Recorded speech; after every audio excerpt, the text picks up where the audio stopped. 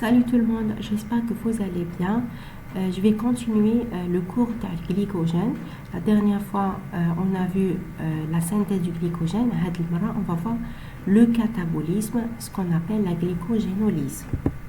Alors, le catabolisme du glycogène, c'est un ensemble de réactions permettant la dégradation complète du glycogène en glucose. Il peut être digestif, c'est-à-dire il concerne le glycogène exogène, d'origine alimentaire, bien sûr qu'il est non régulé, et tissulaire, il concerne le glycogène endogène, c'est la glycogénolyse qui est régulée en permanence. Alors, on va voir le catabolisme digestif du glycogène. Donc, c'est une hydrolyse enzymatique catalysée par trois types d'enzymes. On a l'alpha-amylase. Alpha-amylase, les glandes salivaires et les glandes pancréatiques, c'est une alpha-1,4 glucosidase, c'est-à-dire elle va hydrolyser les liaisons alpha-1,4 intrachaîne. Donc, endoglucosidase, c'est-à-dire elle coupe à l'intérieur de la chaîne, spécifique du D-glucose. Elle hydrolyse de façon aléatoire les liaisons intrachaînes alpha-1,4 du glycogène. La deuxième enzyme, c'est l'enzyme débranchante.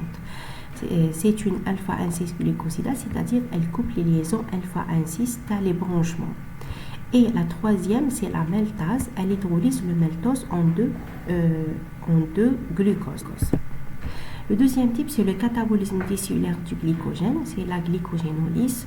Donc, il existe deux voies. Une voie litzraf cytoplasme, on l'appelle phosphorolytique, ou une voie tsraf lysosome, c'est hydrolytique. Pour la glycogénolyse lysosomale, c'est une voie mineure qui a un rôle inconnu. L'enzyme qui intervient, c'est alpha-1,4 glucosidase lysosomale appelée maltase acide. Elle va produire le glucose libre qui est non phosphorylé. Le déficit de cette enzyme est responsable de la maladie de Pompe. La maladie de Pompe, c'est la glycogénose type 2. Donc, la glycogénolyse lysosomale, elle produit le glucose non phosphorylé. À l'inverse de la glycogénolyse cétosolique, elle va produire du glucose phosphorylé. Phosphorylé à partir d'une phosphorolyse. Donc, elle va produire du glucose 6-phosphate qui peut soit participer à la glycolyse pour fournir de l'ATP, soit il est déphosphorylé pour donner du glucose libre. C'est la glucogénèse. Donc, elle a lieu dans le foie et le muscle. Alors, le foie, le but de la glycogénolyse, c'est d'alimenter les tissus périphériques glucodépendants en glucose, par exemple le cerveau, et maintenir un taux constant et physiologique du glucose dans le sang, proche de 0,8 g par litre. Par contre, la glycogénolyse dans le muscle, le but c'est de produire le glucose qui va être consommé sur place. Parce qu'on n'a plus que le muscle, la seule source d'approvisionnement de l'énergie, c'est la glycolyse. C'est une voie à 4 étapes communes entre le foie et le muscle, avec une étape supplémentaire, le foie. On va voir maintenant les séquences des réactions enzymatiques. Donc, la première réaction, c'est la phosphorolyse du glycogène par glycogène phosphorylase. Qu'est-ce que c'est phosphorolyse? C'est clivage d'une molécule organique par l'ajout d'un PI. Le PI, c'est quoi? C'est le phosphate inorganique. Cette la réaction catalysée par le glycogène phosphorylase à coenzyme PLP, c'est le pyridoxal. Donc, on a la réaction glycogène N résidu de glucose plus le PI, il va nous donner glycogène N -1 résidu plus le glucose phosphorylé, donc sur le carbone 1, donc glucose 1 phosphate. À l'inverse de la glycogénolyse lysosomale, elle va produire un glucose non phosphorylé. Donc, l'arrêt de la réaction a environ 4 résidus de glucose de chaque côté de la ramification alpha-1,6. La structure résultante est appelée dextrine limite. Je m'explique. On a la structure du glycogène. Elle est la chaîne principale, c'est-à-dire les unités de déglucose sont liées par des liaisons alpha-1,4. c'est la liaison alpha-N6. C'est le point de branchement. Maintenant, c'est les extrémités non réductrices. Alors, la réaction de phosphorylyse du glycogène, donc, elle nous permet de produire le glucose 1-phosphate, donc à partir de l'extrémité non réductrice. Et la réaction s'arrête 4 résidus de chaque côté de la ramification. 4 résidus maintenant, 4 résidus maintenant. Puis, il y a un transfert d'un bloc. Il y a un transfert d'un bloc de 3 résidus. Par la glycosytransférase, elle va cliver la liaison glucosidique alpha-1,4 entre 2 résidus adjacents d'une branche, ce qui permet l'exposition du résidu au point de branchement. Je m'explique. La phosphorylyse permet de produire le glucose 1-phosphate, les molécules à partir de l'extrémité non réductrice. Après, on a la phosphorylyse s'arrête 4 résidus de chaque côté de la ramification, c'est-à-dire le côté hadam, le côté hadam. Après la deuxième réaction, il y a un transfert d'un bloc de 3 résidus. 3 résidus dans la chaîne le branchement, le bloc hadam, c'est-à-dire il va être transféré sur la chaîne principale. Du coup, on va exposer le point de branchement. On a juste une seule molécule de glucose anion. Puis, l'hydrolyse de la liaison glycosidique alpha-1,6 au point de branchement, catalysée par l'amylo alpha-1,6 glucosidase, ce qui permet l'libération d'un résidu de glucose non phosphorylé. Alors, on a dit qu'il y a un transfert d'un bloc sur la chaîne principale, avec exposition du point de branchement. Maintenant, l'enzyme alpha-1,6 glucosidase, elle va cliver la liaison alpha-1,1, la liaison alpha-1,6 au glycosidique. Donc, ce qui nous permet de libérer le glucose non phosphorylé, à l'inverse de la phosphorylyse, qu'on a à partir de l'extrémité non réductrice, elle libère des unités de déglucose phosphorylées sur le carbone 1. Non, c'est le glucose non phosphorylé. Alors, dans le muscle, le glucose est libéré. Dans le muscle, le glucose libéré et phosphorylé en glucose 6-phosphate par l'exokinase qui a une forte affinité pour ce substrat. Mais dans le foie, il est peu phosphorylé par la glucokinase qui n'a pour lui qu'une faible affinité.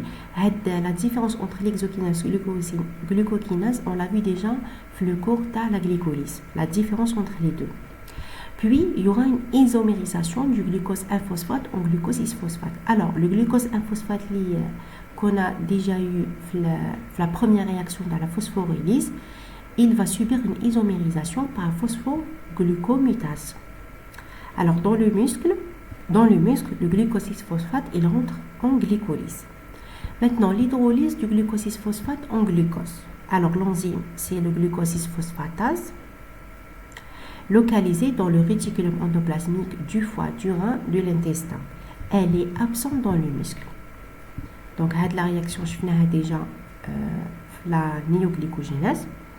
Donc, ce glucose, il est contrairement au glucose phosphorylé, diffuse facilement hors de la cellule et sera capté prioritairement par le cerveau et le muscle squelettique. Alors, on a vu déjà في le cours de la glycolyse l'intérêt de la phosphorylation du glucose. On applique le phosphate chargé négativement et il permet de piéger le glucose à l'intérieur de la cellule. Donc, il ne peut pas traverser la membrane plasmique. À l'inverse, le glucose libre, il peut diffuser facilement, donc ce qui permet la mise en disposition du glucose pour les tissus périphériques glucodépendants, surtout le cerveau. On va passer maintenant à la régulation de la glycogénolyse. On a deux types de régulation allostérique et par modification covariante. Pour la régulation allostérique, la glycogène phosphorylase existe sous deux formes KIMA, le glycogène synthétase. Mais la forme alpha phosphorylée elle est active, la bêta déphosphorylée non active. Chacune de ces deux formes, on va retrouver l'état tendu de faible affinité pour le glycogène donc inactive, relâchée, elle a une forte affinité pour le glycogène, donc active. Sous forme non phosphorylée, l'équilibre en faveur de T, c'est-à-dire la forme T peu active, donc non phosphorylée, elle est non active. Et la forme phosphorylée, l'équilibre de l'enzyme est en faveur de la forme relâchée qui est active. Cette enzyme est dimérique, c'est-à-dire présente 2 sous-unités dans le foie et 4 sous-unités dans le muscle.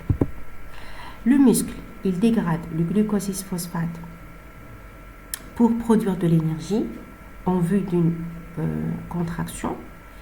La glycogénolyse sera activée par l'AMP. L'AMP, c'est un signal de besoin d'énergie, c'est-à-dire la cellule, elle ne dispose pas de l'énergie. Et par des ions calcium qui déclenchent la contraction. Donc l'AMP, il stimule la production de glucose. Par contre, l'ATP, le glucose 6-phosphate, c'est-à-dire que la cellule, elle dispose de l'énergie. Par la suite, on n'a pas besoin de produire de glucose. Pour ce qui concerne la régulation par modification covalente, le glucagon et l'adrénaline activent les kinases et inactivent la protéine phosphatase.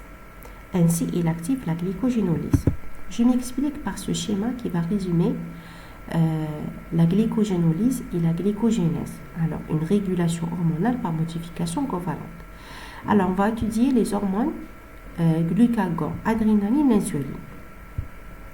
On sait que le glucagon et l'adrénaline, c'est des hormones hyperglycémiques, c'est-à-dire ils sont sécrétés lorsqu'on a une hypoglycémie. Le but, c'est d'augmenter le taux de glucose dans le sang.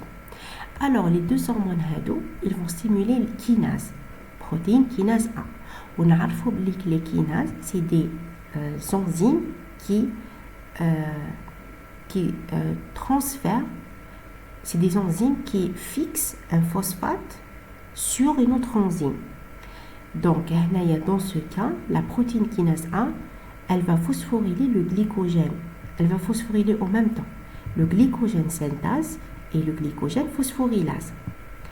Le glycogène synthase, une fois phosphorylé, c'est-à-dire le phosphate, il se fixe sur l'enzyme HADI, elle devient inactive.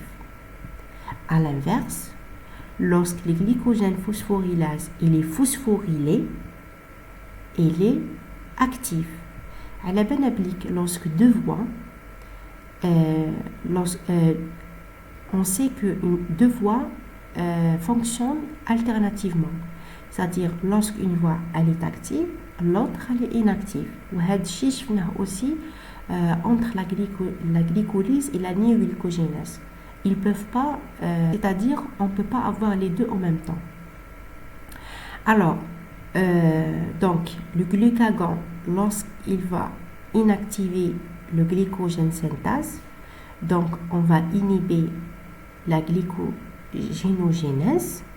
Par contre, lorsque le glycogène phosphorylase est actif, donc il va dégrader le glycogène, donc augmenter le glucose dans le sang.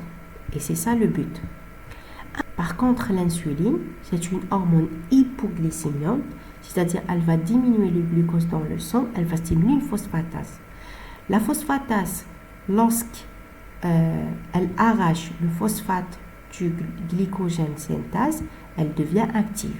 C'est-à-dire on va activer la glycogénogénèse, la synthèse du glycogène. Par contre, lorsqu'elle arrache, elle enlève le phosphate du glycogène phosphorylase, cette enzyme devient inactive, c'est-à-dire on va inhiber la dégradation du glycogène, donc ce qui nous permet de stocker le glucose. J'espère que c'est clair. Maintenant, on va voir les glycogénoses, c'est-à-dire les pathologies liées au métabolisme du glycogène. Les glycogénoses sont des maladies héréditaires rares dues à une anomalie du métabolisme du glycogène, affectant sa synthèse, sa dégradation, son utilisation dans la glycolyse ou bien son métabolisme lysosomal. Elles sont caractérisées par l'accumulation intracellulaire du glycogène anormale en quantité ou là en qualité, en raison de déficit d'une enzyme ou d'un transporteur impliqué dans son métabolisme. Elle se présente avec atteinte hépatique ou musculaire. Parfois, on peut avoir les deux, une atteinte du foie et du muscle. Alors, le diagnostic de ces pathologies, de ces glycogénoses, repose sur la clinique. Si on a une hépatomégalie, c'est-à-dire augmentation du volume du foie, hypotonie, faiblesse musculaire, repose sur la biologie. On va doser la glycémie, lactate, acide urique, cétonémie, triglycol, transaminase, CPK. Repose sur une approche histochimique, c'est-à-dire dosage du glycogène intraleucocytaire dans les globules blancs. Et approche dynamique, c'est l'épreuve de charge par les glucagon galactose et l'épreuve d'effort. Ainsi, l'examen de certitude, c'est le dosage de l'activité enzymatique dans un milieu biologique spécifique, dans les cellules sanguines, fibroblastes cultivés, et surtout la biologie moléculaire qui permet de confirmer le diagnostic d'un déficit enzymatique par la recherche d'une mutation du gène. Un schéma qui nous représente à la fois la glycolyse, la synthèse du glycogène ainsi sa dégradation, ainsi les enzymes qui catalysent les réactions, et le déficit de ces enzymes nous donne la glycogénose. Je vous donne par exemple, donc le glucose 6-phosphatase, elle permet d'hydrolyser le glucose 6-phosphate en glucose. Le déficit de cette enzyme, dans les microsomes du foie, s'appelle la glycogénose de type 1. Par exemple, le déficit de maltase acide l'isosome, qui permet de libérer le glucose. Donc, le déficit de cette enzyme appelée glycogénose de type 2. Par exemple, l'enzyme débranchante, le déficit d'AHA, c'est glycogénose type 3. Enzyme branchante type 4. Déficit en phosphofructokinase, glycogénose type 7, etc. En résumé, le glycogène, c'est un polymère ramifié formé de résidus de glucose, est une forme de réserve d'énergie aisément mobilisable. Il est présent en grande quantité dans le foie et le muscle. Le métabolisme, il comprend la glycogénogénèse, c'est la synthèse du glycogène. L'enzyme clé, c'est la glycogène synthase. Et la glycogénolyse, c'est la dégradation du glycogène pour donner le glucose.